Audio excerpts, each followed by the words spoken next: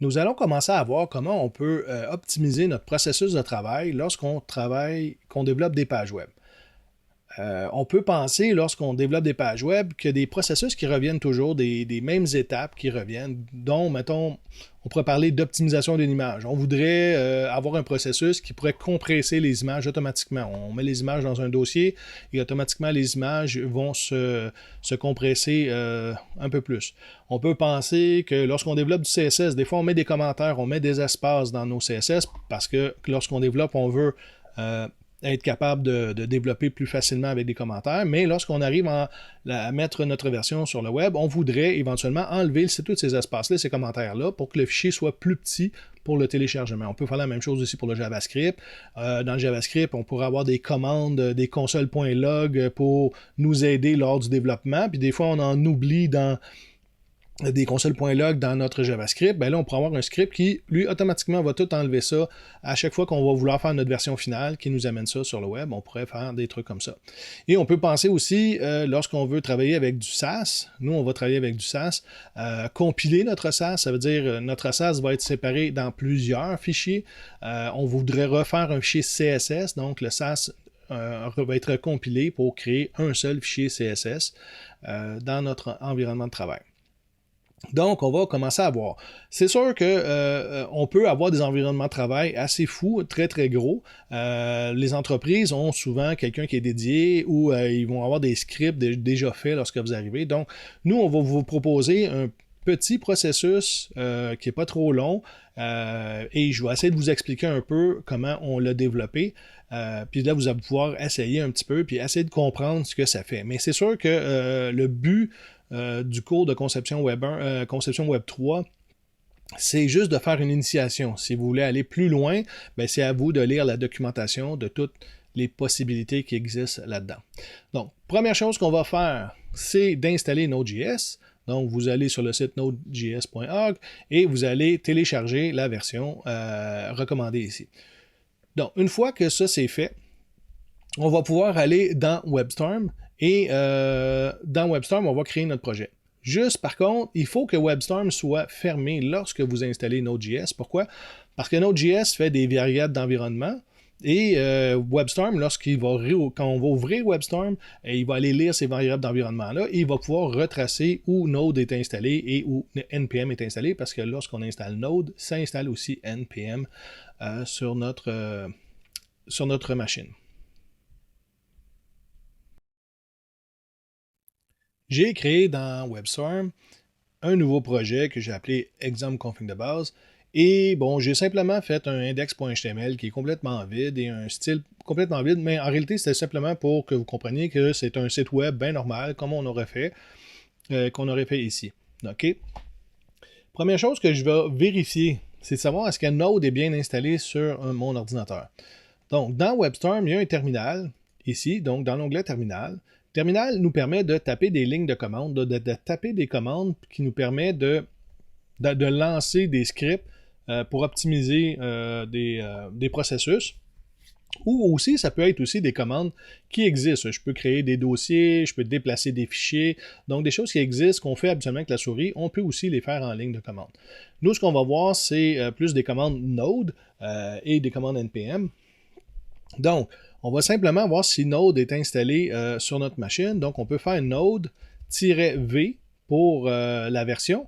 Ou ça, c'est la version raccourcie. On pourrait aussi faire -version, qui est un peu la même chose. Si je fais Node-version, qui me donne la version 12 de Node, bon, je pourrais aussi taper -V, qui est un raccourci, qui donne exactement le même résultat. Donc, Node est installé sur mon ordinateur. Je vais regarder voir si NPM est installé. Habituellement, ça va ensemble, mais on va s'assurer de ça. Donc, -version. Et on voit que NPM est installé sur mon ordinateur et je vais pouvoir commencer à l'utiliser. Ce que je vais faire, c'est que je vais lancer l'initialisation de mon projet. Donc, on va y aller, on veut faire un nouveau projet NPM. Donc, je vais faire NPM init qui va me lancer le processus pour initialiser mon projet. Donc, on voit, bon, il me dit que c'est un utilitaire qui va pouvoir créer mon package.json. Donc, il va me créer le fichier qui s'appelle package.json. Et là-dedans, il va y avoir toute l'information de mon projet. Si lorsque j'arrive pour faire ça, ben, en réalité, il y a un processus qui est en train de rouler dans mon terminal. Si jamais je voulais arrêter le processus, il m'indique ici de peser sur le CTRL-C. Okay, le chapeau veut dire ici contrôle, donc je peux arrêter le processus qui est en train de rouler à n'importe quand en faisant CTRL-C. Donc, première chose, il me demande c'est quoi le package name. Okay? C'est sûr que lorsqu'on arrive avec Node, on peut faire des applications, on pourrait créer des applications pour aller sur un téléphone cellulaire et tout. Nous, dans notre cas, ça sert plus des commandes qu'on va utiliser pour essayer de configurer notre environnement de travail. Donc, je peux laisser le même nom, exemple config de base ici, pour moi, il n'y a pas de problème. Donc, ici, entre parenthèses, il nous suggère le nom. Donc, si ça va bien et ce nom-là, je vais le garder. J'ai juste à faire retour de chariot, le Enter, où je pourrais taper ici un autre nom. Mais moi, ce que je vais faire, je vais garder le nom que j'ai là et je fais retour de chariot. Il me demande la version que je suis en train de faire. Ben, habituellement, on pourrait nommer nos versions. Si jamais 3 semaines après, 1 mois après, ben, on fait un petit changement. On peut faire la 1.01. Donc, dans le fond, ici, moi, c'est la version 1. La description, ici, exemple de base pour Node. Donc, c'est simplement un peu d'informations qu'on peut inscrire dans notre fichier package.json. Le point d'entrée, ben, encore là, comme nous, on ne fait pas une application web, c'est pas une application qui va être utilisée pour aller sur un cellulaire, un portable, n'importe quoi. Nous, en réalité, c'est une page web qu'on va diffuser. Pour moi, j'ai pas de point d'entrée ici. Donc, c'est pas un exécutable, il n'y a pas réellement un fichier. Donc, je vais laisser le par défaut là. Le test commande, c'est que je pourrais commencer à faire des commandes. Je vais laisser encore cela direct comme ça. Le répertoire Git, en réalité, j'en ai pas. Je vais laisser comme ça ici. Keyword, je pourrais mettre des keywords. On laisse ça comme ça. L'auteur, bon, pourquoi pas mettre mon nom, tant qu'à faire. Ok, c'est moi qui ai écrit ce fichier-là. Et la licence, ben là, vous pourriez, parce que souvent, ces paquets-là, on va le voir tantôt avec le site web de NPM, on peut partager nos paquets. Puis là, on pourra dire la licence qu'on va utiliser pour partager notre paquet. Dans ce cas-ci, moi, je ne vais pas le partager, donc je laisse comme ça.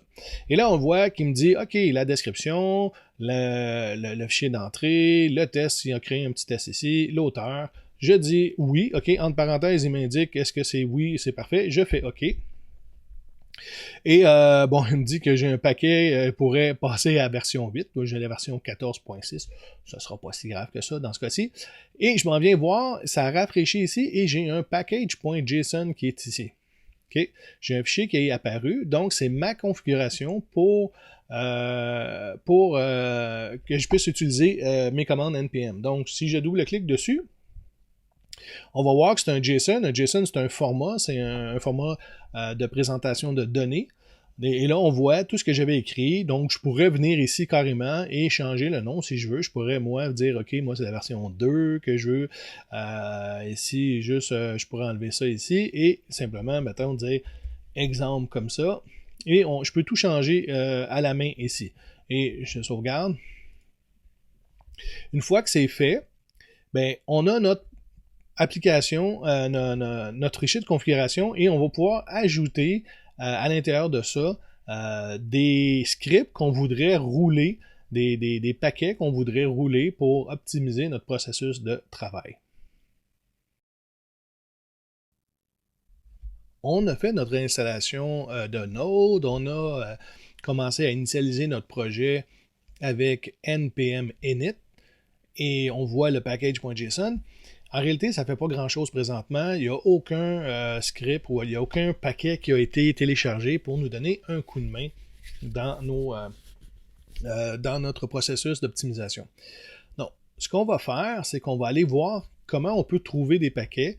En réalité, c'est sûr qu'on va lire sur le web et savoir les paquets qu'on veut. Il y en a énormément.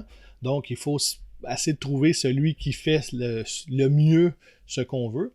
Donc, ici, on a si on va sur npmjs.com, on a l'environnement NPM, donc le Node Package Manager. Donc, c'est un environnement où les gens vont porter des paquets de scripts et soit qu'ils les mettent à disposition de tout le monde et on peut les télécharger.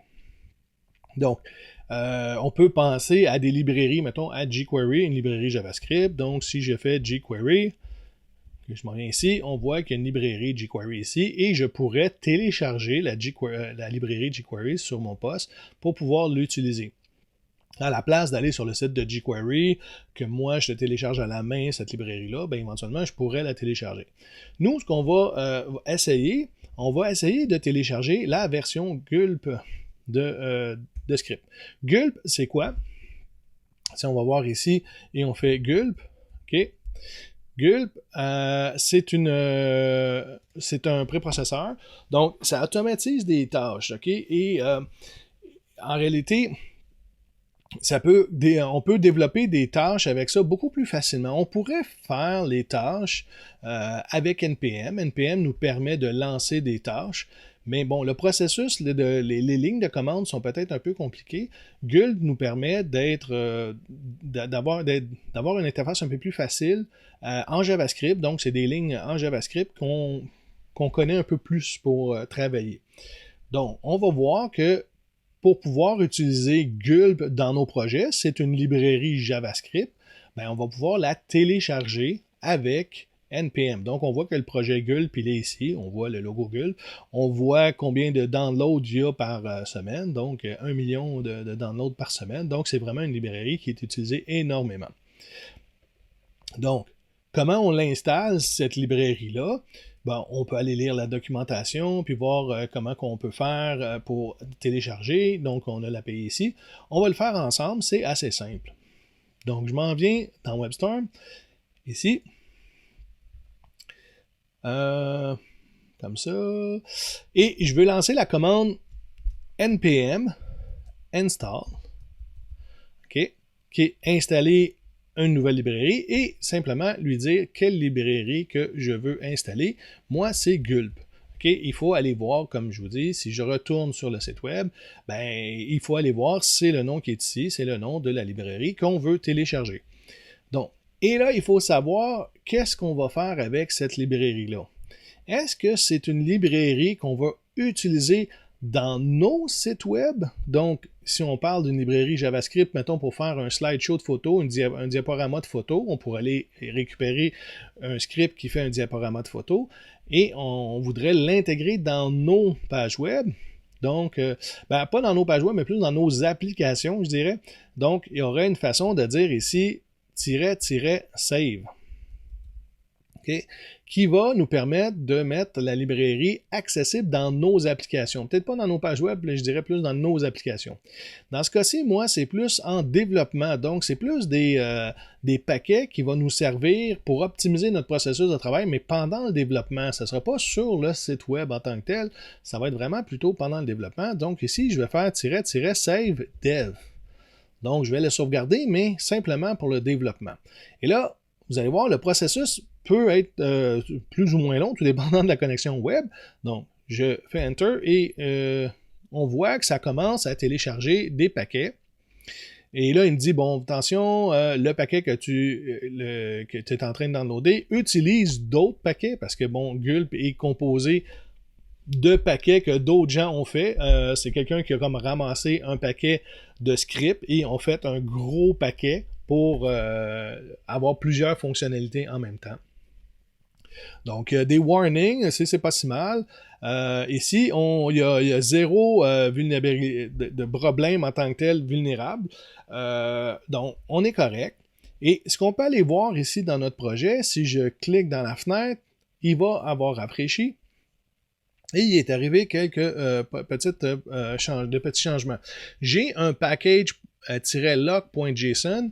En réalité, à chaque fois qu'on fait un changement dans le package.json, ben lui, il garde une espèce d'historique dans le package lock.json ici. Donc, on ne va pas s'en occuper. On pourrait même éventuellement le supprimer. Il va le recréer tout seul. C'est juste qu'on va perdre l'historique, mais parfois, on pourrait simplement le supprimer. C'est pas un fichier des plus importants. On va le laisser là quand même, mais nous, ce qui nous importe vraiment, c'est notre package.json ici.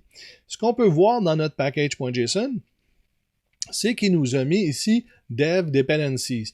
Donc, une dépendance, mon projet, ben, il veut utiliser Gulp parce que je lui ai dit installe Gulp et il a installé la version, mon projet a besoin de la version 4.02, mais le petit chapeau ici avant, ben, ça indique que c'est la 4.02 ou plus. Okay? Donc, quand je vais installer à nouveau ma librairie, ben, il va aller vérifier ici dans les dépendances de mon projet et il va vouloir installer cette version-là. L'autre chose qu'on peut voir aussi, c'est qu'il a créé un dossier Node Module. Et là, si on ouvre le dossier Node Module, quand je dis qu'il y a c'est plusieurs paquets, Gulp utilise plusieurs paquets, bien là, on peut voir tous les paquets qui ont été téléchargés. Donc, ce sont tous des petits scripts. Bon, il faudrait aller lire qu'est-ce qu'ils font. Bien, chaque petit script a un index.html ou un package.json à lui tout seul. Puis là, ben, ce paquet-là, ben, peut-être que lui aussi a besoin de dépendance. Peut-être que le lead, que je ne peux pas vous dire à quoi il sert, il faudrait que j'aille aller à la documentation, mais peut-être que lui a besoin d'une autre dépendance. Donc, tous ces fichiers-là ont besoin de dépendance et ben, quand Gulp utilise Lead, il est obligé de télécharger toutes les dépendances de Lead, toutes les dépendances de MS ici, de Minimatch. Donc, c'est pour ça qu'on a énormément de fichiers lorsqu'on fait une installation comme Gulp. Okay. C'est tellement important qu'il va falloir trouver une façon de ne pas mettre, lorsqu'on va travailler avec GitHub, notre logiciel de versionnage, ben, il faudrait penser à ne pas mettre ça sur notre versionnage. Si je regarde, là, si je m'en viens ici, moi je suis en Mac, donc je vais faire un Reveal in Finder. Je regarde ici dans mon Mac, je vais faire simplement lire les informations. Et j'ai juste installé une librairie qui est Gulp, mais ça me fait déjà 16 MB sur mon disque dur. Donc, c'est quand même pas mal, ok? C'est quand même pas mal. Ça, j'ai juste installé une librairie. On va en utiliser plusieurs, donc on va voir que ça peut donner du 3, 4, 500, 600 MB une installation seulement. Donc ça, on ne voudra pas mettre ça sur notre GitHub, donc on voudrait penser à un processus. Avec GitHub, il y a le fameux Gitignore qu'on va reparler, qu'on pourrait dire, OK, ne mets pas ça sur GitHub, ne fais pas un archivage de Node Module ici. Une fois que c'est fait, je vais peut-être en installer un autre simplement pour voir une autre possibilité. On va utiliser, nous, dans notre environnement de travail, on va utiliser du SAS. Et j'ai fait installer Gulp. Pourquoi? Parce que Gulp a aussi Gulp SAS. C'est justement la version pour compiler notre SAS avec des commandes Gulp. Donc, si on fait ça comme ça ici, j'ai Gulp SAS comme ça ici, et ben je peux installer, ici on voit bien npm install node SAS, Gulp SAS, -savedev. Bon, et il nous montre un peu comment l'utiliser ici. Donc, c'est ce que je vais faire. Je vais aller simplement dans Node, dans WebStorm. J'arrive et je vais faire npm install Gulp-SAS. Et là, il faut que je lui dise que je veux garder ça dans la dev dependency, OK? Donc, je suis obligé... Je vous montre l'exemple, OK? Si jamais je me trompe et je fais juste npm install gulp SAS, je fais retour de chariot, ça s'installe, ça a l'air bien, il n'y a pas de problème. On va voir ce que ça va donner.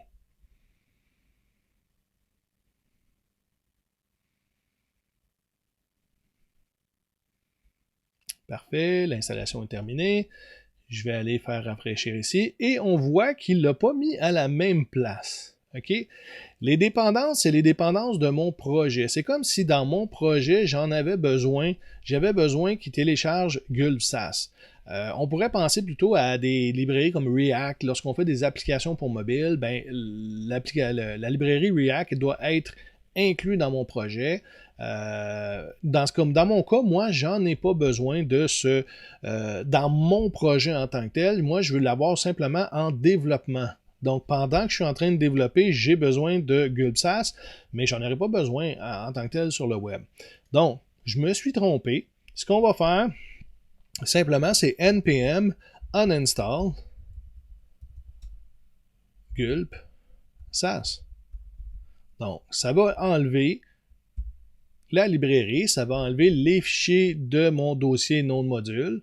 Bon, et on va voir qu'ici, ben, il a enlevé, il a laissé quand même dependencies ici, mais on voit qu'il n'y a pas de dépendance inscrite dans les accolades. Donc, si je veux vraiment bien faire l'installation, juste en passant dans le terminal, vous pouvez faire les flèches en haut ou en bas et vous pouvez aller récupérer des commandes que vous avez déjà écrites. Donc, moi, je vais prendre le npm install gulbsas, je vais faire espace, save, dev, parce que je vais l'avoir simplement en développement. Donc, il recopie exactement les mêmes fichiers dans le dossier nom de module, mais à la place, on va le voir, au lieu de venir le porter dans Dependencies ici, il le met dans le Dev Dependencies. Donc, pendant le développement, j'ai besoin de ces fichiers-là. Okay?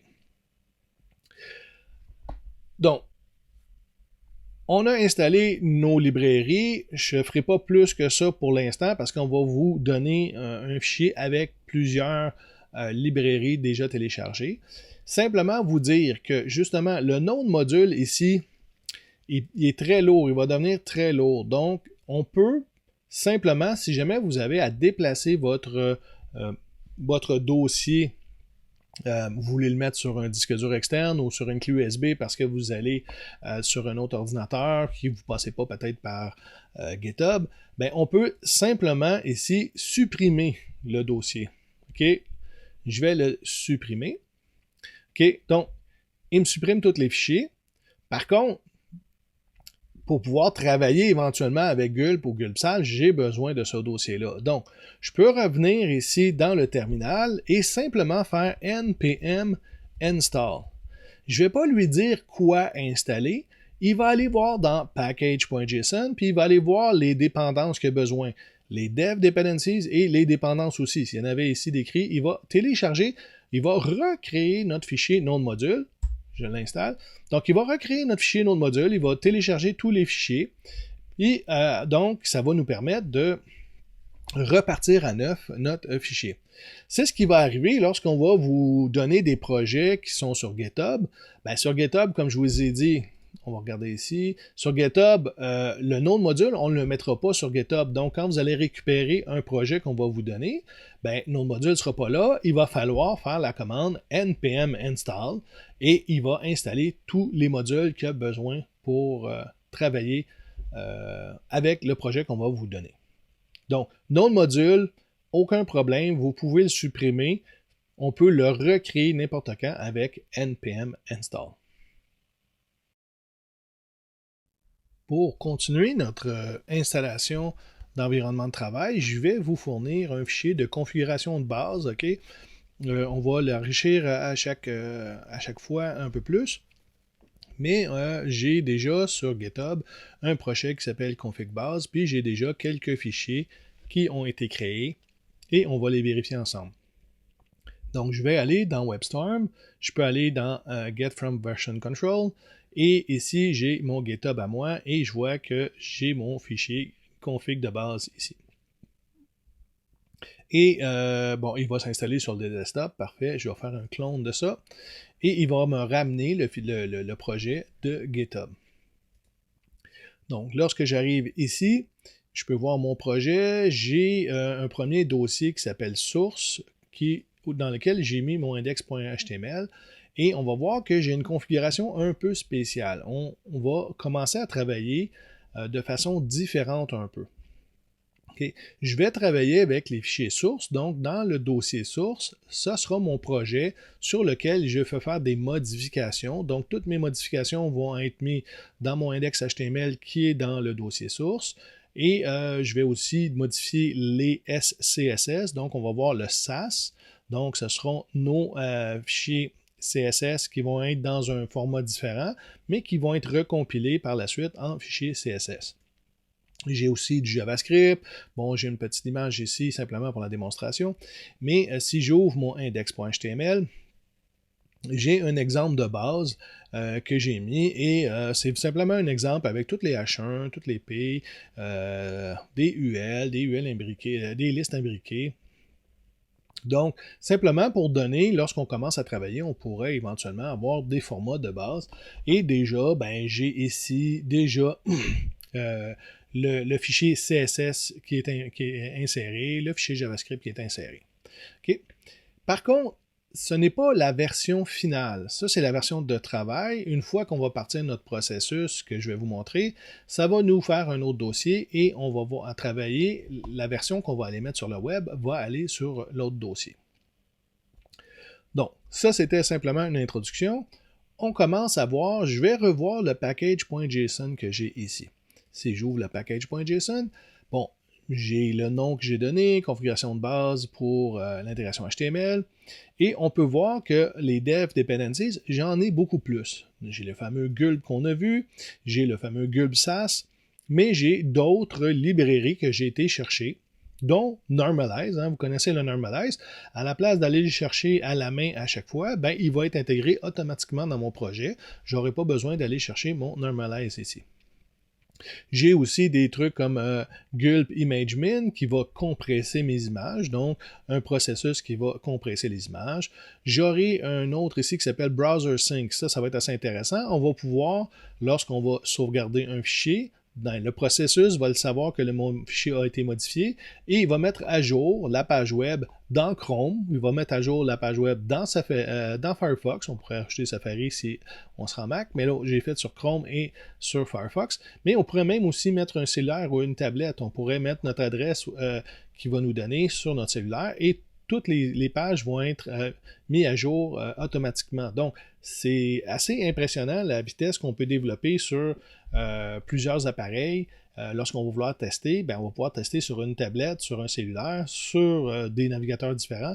Et tout ça, ça va se faire automatiquement. La mise à jour va se faire automatiquement dans toutes ces interfaces-là.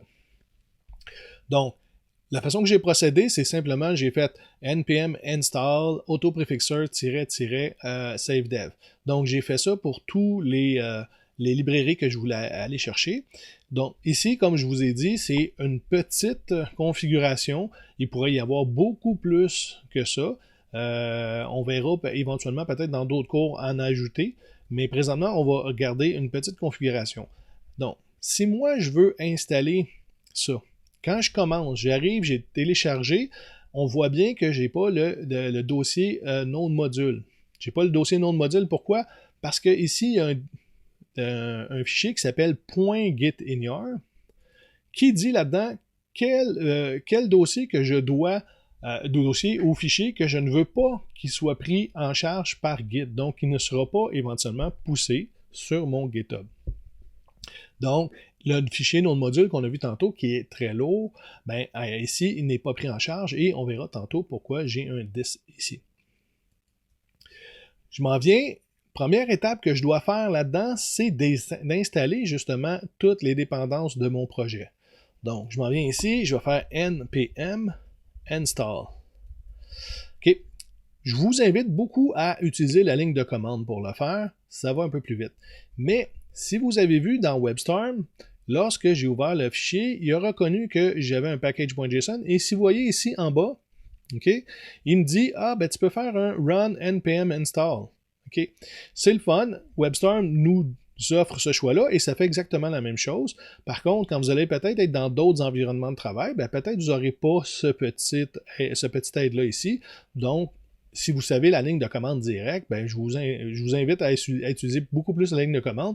Vous allez pouvoir changer d'environnement de travail, peut-être pas avec WebStorm, peut-être avec VS Code ou d'autres environnements de travail, puis vous allez pouvoir utiliser. Donc, ici, je vais fermer la fenêtre et ici, je vais faire le npm install. Et là, le processus va peut-être être un peu plus long parce que j'ai beaucoup de librairies à télécharger.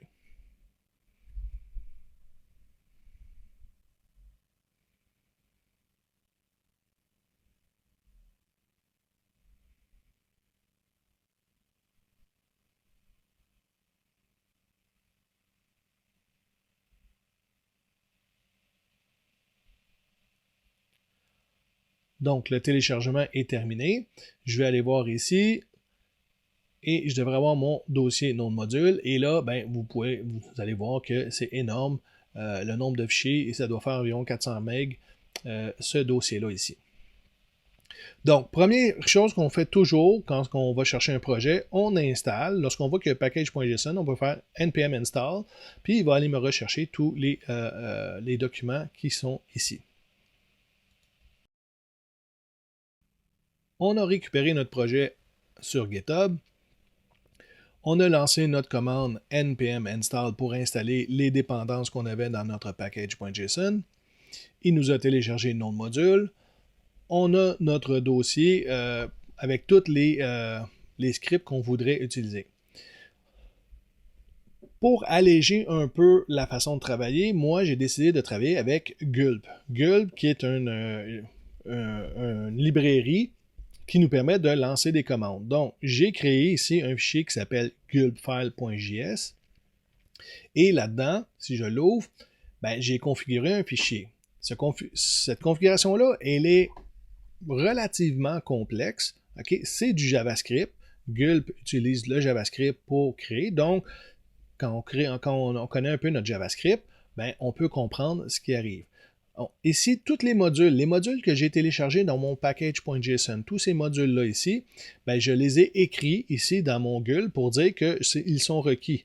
Donc, j'ai besoin de Gulp, j'ai besoin de BrowserSync, que je vous disais, c'était pour synchroniser les navigateurs.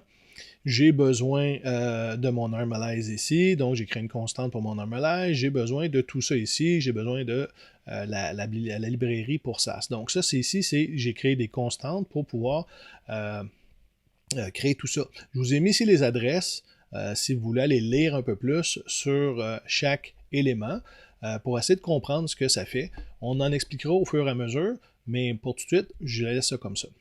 Ensuite de ça, si je descends, je vais ici, j'ai créé une constante folder qui a deux propriétés, qui est la source et la destination. Donc, la source, c'est mon dossier source que j'ai ici. C'est le dossier dans lequel je vais travailler. Donc, je n'ai pas le choix. Si je voudrais changer le nom de SRC ici, ben, il faudrait que je vienne dans mon fichier Gulp et que je change aussi le dossier SRC. Et lorsque ça va être compilé, parce que là, on va prendre tous ces dossiers-là, le HTML, et on va faire des traitements sur les fichiers. Donc, comme je vous avais dit, sur les images, ils vont être optimisés. Mais je ne veux pas les laisser dans mon dossier source. Ma source, on ne lui touche jamais. Notre fichier, mettons, PNG pourrait être un peu plus gros. Et ce que ça va faire, c'est que ça va me faire une copie du projet dans un dossier de distribution. OK, DIST. Donc, on va y revenir. Quand le processus va être lancé, ben, il va nous créer automatiquement un dossier de distribution. Et là, moi, j'ai créé plusieurs fonctions là-dedans. Je vous explique rapidement, OK? Le but, c'est pas réellement de tout voir ça, mais c'est simplement de comprendre que ici, je me suis créé un processus pour optimiser les images que j'ai appelé optimiser image. Donc, c'est une fonction que je vais appeler. Et ce que ça va faire, ça va prendre le dossier, le out, donc où est-ce que je veux aller porter les images qui vont être optimisées. C'est dans le folder distribution, donc folder dis. Et je vais le mettre dans un dossier image. Okay? Toutes les images vont être à l'intérieur d'un dossier image. Donc, je prends ici le dossier source, donc mon dossier avec toutes les images qui sont dedans, et je dis va dans le dossier image, donc je suis dans source image, et prends toutes les images, peu importe dans les sous-dossiers, va les récupérer aussi, prendre toutes les images. Et il va regarder ici simplement, ça c'est un petit script que j'ai ajouté qui me dit est-ce que cette image-là existe dans le out, dans la version distribuée. Si elle existe déjà, ben, le processus va arrêter là. Comme ça, ben, si j'ai beaucoup d'images à optimiser, si j'ai, mettons, 200 images à optimiser, mais s'ils sont déjà faits, ben, il ne va pas les optimiser pour rien, donc le processus va se faire plus vite. Donc ici, c'est simplement un petit script qui vérifie est-ce que l'image a déjà été optimisée. Et ensuite de ça, ben, ImageMin, hein, si je peux revenir ici en haut, j'avais ici ImageMin, qui est un Gulp ImageMin, qui, lui, va vérifier, il va rapetisser. Donc, c'est une librairie qui peut optimiser les JPEG, les PNG et les SVG. Et bon, il faudrait lire un peu la documentation, mais moi, j'ai donné un taux d'optimisation à 7.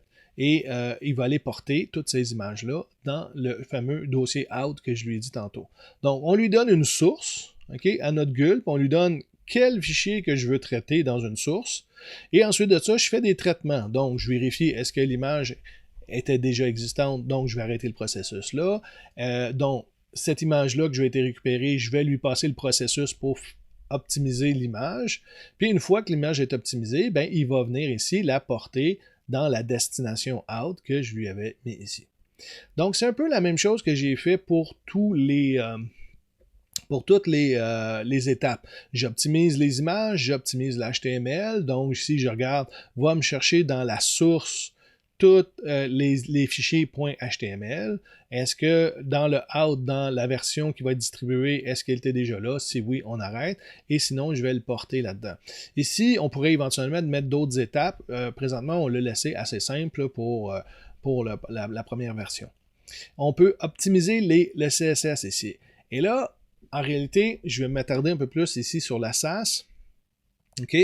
En réalité, justement, on va lui dire, va me chercher le fichier main.scss, donc dans le dossier SCSS, compile le SAS, OK? Donc, on va voir c'est quoi du SAS, on va voir les commandes qu'on peut mettre dans le SAS, et il va aller me porter le fichier une fois compilé dans le folder de distribution et dans le dossier CSS, comme si on avait un dossier CSS dans notre site web. Donc, il va le créer quand le processus va être parti. Donc, il va nous compiler notre SAS, puis il va nous recréer un CSS normal.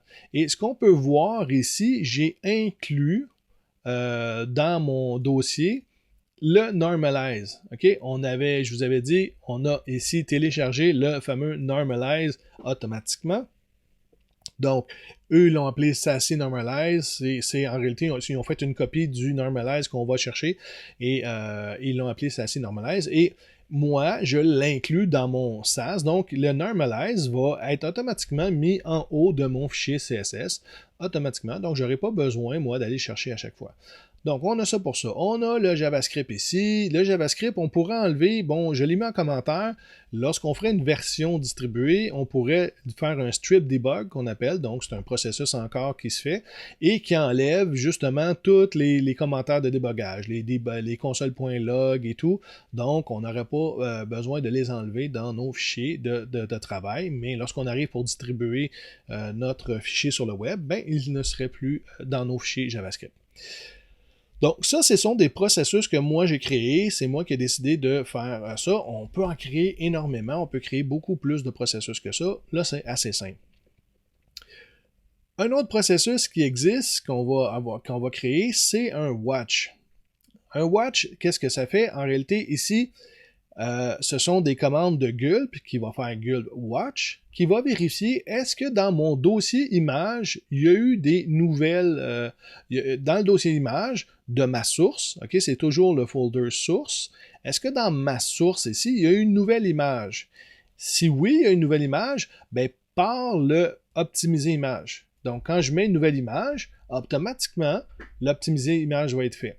Il va aussi regarder, est-ce que j'ai des nouveaux fichiers en HTML ou est-ce qu'il y a eu des modifications sur mon HTML? Fait que si oui, quand je vais sauvegarder mon HTML, il va dire, ah, il y a une modification qui a été faite, ben, il va partir l'optimisation du HTML. Il va faire la même chose pour le JavaScript, puis il va me faire la même chose aussi pour le CSS. Donc, quand on va modifier des dossiers dans le SCSS, automatiquement, il va me créer mon fichier CSS. Donc, c'est une commande que je vais pouvoir lancer pour ça. Ensuite de ça, je vous avais dit qu'on avait ici qu'on pouvait utiliser Browser Sync pour pouvoir rafraîchir les pages web. Donc ici, j'ai la configuration. Je regarde ici, quel OS, quelle plateforme j'utilise. Si je suis en Mac, c'est bon, le nom de code de la plateforme, c'est Darwin. Et là, je vais lui dire, OK, les navigateurs que je vais utiliser, c'est Firefox et Google Chrome. Et sinon, je ne suis pas sur Mac, ça veut dire que je suis sur un PC, et ça va être Firefox ou Chrome. C'est exactement la même, mais c'est juste que sur Mac, le nom du logiciel est différent, donc j'ai été obligé de mettre un if ici pour dire est-ce que je suis sur Mac ou je suis sur PC. Et ensuite de ça, on part ça. On part notre serveur, on dit que c'est le port 3000, on lui dit que le serveur, le dossier de départ de mon serveur, c'est le répertoire 10. Et bon, il faudrait aller voir le reste ici. Le Ghost et le Notify comme c'est ici. Je laisse ça comme ça. Une fois que ça c'est fait, Une fois que je lance le serveur va être parti, il va me partir une page web et ici, on va partir les fameux watch encore là pour si le CSS a changé, si le HTML a changé ou si le JS a changé, ben on va dire ici sur le browser sync, ça veut dire sur les navigateurs, recharge les pages. Donc, quand je vais sauvegarder un HTML, automatiquement la page va être rechargée. Je n'aurai pas, moi, besoin d'aller cliquer sur l'icône pour recharger la page. Ici, en réalité, ce que j'ai fait jusqu'à date, ce n'est que des fonctions. Hein? Donc, vous savez qu'une fonction, si on ne l'appelle pas, ben, ça ne fait pas grand-chose. Okay, donc, j'ai créé des fonctions qui s'appellent serveur, j'ai créé une fonction qui s'appelle watch, j'ai créé une fonction qui s'appelle optimiser JS, optimiser CSS. Donc, ce n'est que des fonctions. Ici, plus bas un peu, je vais faire des tâches qu'on appelle des tasks et je vais donner un nom à ma page. Dans mon cas, j'ai donné exactement le même nom. Ça ici, je vais l'effacer. J'ai donné exactement le même nom que optimiser image. Donc, c'est exactement la même chose. Ensuite de ça, ici, j'ai optimisé HTML qui me dit, OK, quand moi j'optimise HTML, ben, en réalité, je devrais aussi optimiser les images. Parce que tout d'un coup, que j'ai ajouté une nouvelle image ou que dans mon HTML, je lui ai dit d'aller chercher telle image, puis peut-être que l'image n'a pas été optimisée, ben, au moins part en premier optimiser image et ensuite fait optimiser HTML. La même chose pour le CSS. Okay? Des fois, dans le CSS, on met des images en arrière-plan, donc je veux m'assurer que les images que j'aurai insérées dans des backgrounds dans mon CSS, que l'image soit optimisée. Donc, je le fais en série, je décide de dire optimiser l'image et va comme ça. Et l'optimiser ici, JS, c'est un peu la même chose. Ici, j'ai une tâche qui s'appelle watch pour justement vérifier. Hein, je ne sais pas si vous vous souvenez, la tâche ici, watch, ça dit, OK, est-ce qu'il y a quelque chose qui a été changé dans le source? Ben, fais l'optimiser image. S'il y a quelque chose qui a changé dans l'HTML, optimise l'HTML. Donc, ça, c'est mes watch que je vais faire ici. J'ai fait une tâche pour ça. Et la tâche serveur qui va partir le serveur. Ouh, on a presque fini.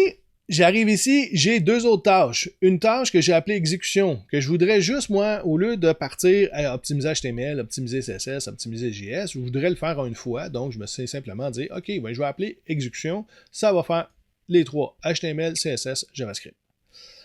Et une fois qu'on a fait ça, il y a une tâche qui pourrait s'appeler default. Donc, c'est la tâche par défaut. Si je n'indique pas quelle tâche qui doit utiliser, donc si je n'indique pas optimiser CSS, optimiser JS ou watch, ben c'est la default qui va partir. Et dans celle-là, ce que je fais, c'est que je lui dis, OK, prends la tâche exécute, donc il va faire le HTML, le CSS et le JS, et ensuite de ça, part le watch et le serveur. Donc, le serveur, la page web va être téléchargée dans Chrome et Safari, dans Chrome et Firefox. Et il va partir le watch qui va vérifier que les fichiers, lorsqu'ils vont être optimisés, lorsqu'ils vont être modifiés, ben, il va optimiser les fichiers. Comment on part tout ça? OK, ça, c'est le fichier. Bon, j'en parle, c'est un peu long, mon explication, mais comment je pars tout ça? En réalité, on va pouvoir partir les commandes directement dans mon terminal. Et là, les commandes, c'est des commandes gulp. Donc, je vais utiliser l'utilitaire gulp pour pouvoir partir mes commandes. Donc, gulp. Et ce que je veux faire, c'est partir une des commandes. Mettons que je voudrais optimiser mon HTML. OK? Donc, il va partir, puis il va optimiser les images, puis il va ensuite optimiser HTML. Donc, je vais faire ici gulp, optimiser. Hop, je n'ai pas à la bonne place. Ici, gulp, optimiser underscore HTML. OK, donc je vais prendre la tâche et je vais la nommer. Je fais retour de chariot et on voit qu'il est en train d'optimiser mon HTML. Bon, ça a pris tant de secondes. Il a optimisé l'image. Parfait. Ça fait quoi dans la vie? Si je m'en viens voir ici mon projet, il m'a créé un dossier de distribution. Donc, c'est ce que je vous disais. Si je reviens complètement en haut de mon fichier, j'ai deux dossiers. Le fichier source, dans lequel mes sources vont être, dans lequel je vais travailler. Et une fois que je pars une compilation, il va aller porter le projet dans distribution. Donc, ce dossier-là ici, c'est lui que j'irai mettre sur mon serveur web. C'est lui qui va, c'est cette version-là que je vais aller mettre. Donc, on voit que dans le dossier distribution, ben, il n'y a pas de SCSS. Et si vous voulez voir l'optimisation d'image, ici, mon image, elle pèse 14K. Et si je m'en viens voir l'image qui est ici, ben, elle pèse seulement 4K. Donc, cette image-là a été optimisée par mon processus d'optimisation. OK? Donc, ça, c'était une commande. J'ai décidé de faire une commande à la fois. Par contre, ici, j'avais déjà des commandes qui font plusieurs choses. Donc, exécution va optimiser l'HTML, le CSS, et il va partir toutes les watches. Donc, il y en a une qui, je vous disais qu'elle s'appelait default. Ben, default, c'est la commande de base. Donc, si je fais simplement gulp sans aucune commande, c'est la default qui va partir. Et là, il va partir tout le processus. Et là, vous voyez que Chrome a ouvert une page. Et on voit la page web ici. OK. J'ai ouvert Firefox. Navigateur, non, plus tard. J'avais. OK, ouais, j'ai compris. Pourquoi il n'y a pas ouvert? OK, ici. Donc, on a notre page dans Firefox. On a notre page dans Chrome. Si je m'en viens dans ma page web ici, j'ouvre ma page web, que je décide de dire H1, pas le H1 ici, mais mettons le H2, je vais dire, et j'écris Benoît, et que je sauvegarde ma page. OK, moi, pour mon Mac, c'est commande S, là, je vais forcer la sauvegarde. Donc, si vous allez dans File, Save, Save All, commande S, dans le fond aussi, si vous sauvegardez, automatiquement, on le voit ici, hein, il a parti le processus d'optimisation et ce qu'on peut voir, c'est que le Benoît est là. Je n'ai pas été recharger ma page. C'est directement là que ça s'est fait. Hein? Je pourrais peut-être même faire un exemple. Si je mets mon navigateur comme ça ici. OK. Je peux-tu comme ça, ouais. Et que j'arrive et que sur le H3, le fameux H3, j'écris Mathieu. OK. Et que je sauvegarde, je fais mon commande S. Ben, il a optimisé et automatiquement, ça s'est rafraîchi. Ça s'est rafraîchi dans Chrome, ça s'est rafraîchi dans Firefox. Mais si, en plus, vous travaillez sur une tablette, si vous avez accès à une tablette ou un cellulaire, vous pouvez, ici, ça vous indique que vous pouvez entrer cette adresse-là ici sur votre cellulaire, 192.168.2.16.2.3000. Vous allez avoir aussi la page web dans votre navigateur sur votre cellulaire ou sur votre tablette. Okay. La seule condition, par contre, c'est d'être sur le même réseau Wi-Fi ou sur le même réseau de votre maison. Si on travaillait au cégep, ben, vous avez probablement vos données. Bon, cégep, le Wi-Fi qu'on a pour nos appareils mobiles qui nous est donné et le réseau des ordinateurs qui est filaire, c'est pas le même réseau. Donc, on ne pourrait pas utiliser ça ici. Mais à la maison, vous pouvez l'essayer. Vous avez votre page et quand vous allez faire des modifications de votre page, ben, ça va fonctionner. Vous allez pouvoir voir les modifications. Donc, c'est un peu la même chose pour les CSS. Okay? Les CSS, on le voit ici, moi, mon fichier main.scss. Okay? Ici, j'ai ma couleur. Okay? J'ai une variable de couleur et j'ai mon H1, j'ai indiqué ma variable de couleur ici. Si je décide de mettre ma variable rouge, comme ça, et que je sauvegarde ma page, on voit ici, le texte est devenu rouge. Je vais peut-être enlever le background image comme ça ici. Ça va être un peu plus beau. Donc, on voit que mon texte, bon, j'ai enlevé le background image. OK. On a un processus SAS, OK, qui était dans le gulp. C'est-à-dire, prends tous les fichiers SCSS qui sont là et compile-les et crée-moi un seul fichier CSS qui est ici. Donc, c'est le main.scss qui est venu être porté ici en .css. Et si je regarde ici dans mon .css, je vais avoir ici le root comme ça ici, de cette façon-là, qui va apparaître ici. Donc, c'est un peu le principe d'optimisation de processus de travail. Lorsque j'utilise gulp, ben, je peux écrire des commandes des fonctions qui vont faire des processus et je peux lancer ces processus-là en ligne de commande. Si vous aimez moins la ligne de commande, mais je vous conseille beaucoup d'essayer d'utiliser plus les lignes de commande, WebStorm nous permet ici d'avoir un onglet qui s'appelle Gulp. Quand il va voir que j'ai un gulp.js, le fichier de configuration, un gulpfile.js ici, ben, il va savoir que j'utilise Gulp et il va me mettre un onglet. Et là, on peut voir toutes les commandes que j'ai créées. Donc, optimiser HTML, les watch, partir le serveur, faire l'exécution. Donc, moi, si je veux, au lieu de taper la ligne de commande dans le terminal, ici, au lieu de taper la ligne de commande, ben, je pourrais simplement dire, OK, ben moi, je voudrais juste optimiser mon HTML, je double-clique dessus et Gulp va partir juste l'optimisation du HTML. Bon, il m'a parti ici, le processus est terminé, je peux fermer la fenêtre tout simplement comme ça ici et je retourne au terminal. Présentement, j'ai parti par ligne de commande la tâche par défaut qui partait le serveur. Et on voit qu'il est toujours en train de rouler. Pourquoi il est toujours en train de s'exécuter? C'est toujours la même chose. Si je veux changer ici, mettre des caractères et que je sauvegarde, ben, il faut que le processus roule toujours. Ça veut dire que lorsque vous allez fermer votre WebStorm, il va vous dire hey, il y a un processus qui est en train de rouler. Est-ce que tu veux l'arrêter? Puis là, on peut dire oui. Ou on peut aller simplement ici. Si on se souvient, tantôt, il nous avait dit la commande, si on voulait arrêter une commande, c'est CTRL-C. Et CTRL-C arrête la commande.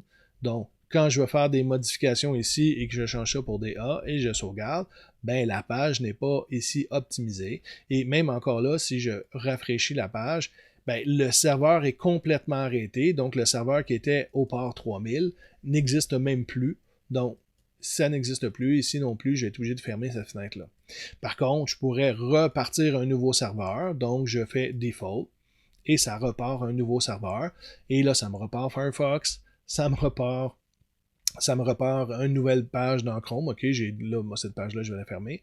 Donc, on n'est pas obligé de partir le serveur plusieurs fois. Une fois que le serveur est parti, on a juste à sauvegarder notre page et ça se met à jour tout seul.